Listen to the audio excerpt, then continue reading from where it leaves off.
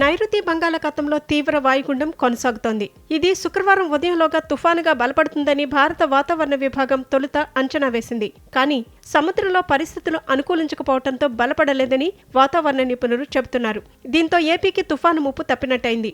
అయితే ఈ తీవ్ర వాయుగుండం వాయువ్య దిశగా కదులుతూ శ్రీలంకలో ట్రింకోమలి, జాఫ్నా మధ్య శనివారం మధ్యాహ్నానికి తీరం దాటుతుందని ఐఎండీ అంచనా వేస్తోంది. వాయుగుండం ప్రభావంతో రాబోయే 2 రోజుల పాటు తమిళనాడు, కేరళలో భారీ వర్షాలకు ఛాన్స్ ఉందని భారత వాతావరణ శాఖ స్పష్టం చేసింది. తీవ్ర వాయుగుండం నేపథ్యంలో తూర్పు తీరంలోని అన్ని పోర్టులకు 1వ నెంబర్ ప్రమాద హెచ్చరికలు కొనసాగుతున్నాయి. శని, ఆదివారాల్లో శ్రీ పొట్టి శ్రీరాములు, నెల్లూరు, చిత్తూరు, తిరుపతి జిల్లాలో అక్కడక్కడ తేలికపాటి నుంచి ఓ మోస్తరు వర్షాలు కురిసే అవకాశం ఉందని రాష్ట్ర విపత్తుల నిర్వహణ సంస్థ తెలిపింది. బాపట్ల, పల్నాడు, ప్రకాశం జిల్లాల్లో తేలికపాటి వర్షం కురవచ్చని పేర్కొంది. ప్రజలందరూ అప్రమత్తంగా ఉండాలని, జాగ్రత్తలు పాటించాలని తెలిపింది.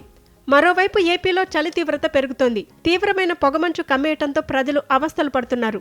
ఏజెన్సీ ప్రాంతాల్లో ఉష్ణోగ్రతలు -డిగ్రీల స్థాయికి పడిపోయాయి. ఇక రాష్ట్రంలో ఉష్ణోగ్రతలు 20 డిగ్రీల సెల్సియస్ కంటే తక్కువగా నమోదవుతున్నాయి. పార్వతీపురం, మన్యం, అల్లూరు జిల్లాల్లో ఉష్ణోగ్రతలు మరింత తక్కువ పడిపోయాయి. చలి తీవ్రత దృష్ట్యా ప్రజలు జాగ్రత్తగా ఉండాలని, పిల్లలు, వృద్ధులు మరింత అప్రమత్తంగా ఉండాలని వాతావరణ శాఖ హెచ్చరించింది. కాగా శుక్రవారం పాడేరులో 4.1 డిగ్రీల సెల్సియస్, పెదబైలులో 48 డిగ్రీలు, చింతపల్లిలో 5 డిగ్రీలు, కొయ్యూరులో 9.7, హుకుంపేటలో 6.2 డిగ్రీల సెల్సియస్ ఉష్ణోగ్రత నమోదైంది. తీవ్ర వాయుగుండం కారణంగా వర్షాలు పడనుండటంతో చలి తీవ్రత మరింత పెరగనుంది. ఇప్పటికే చలి ప్రభావంతో ప్రజలు బయటకు రావడమే మానేశారు. ఉదయమే కాకుండా మధ్యాహ్న వేళల్లో కూడా చలి తీవ్రత ఎక్కువగా ఉంటుంది.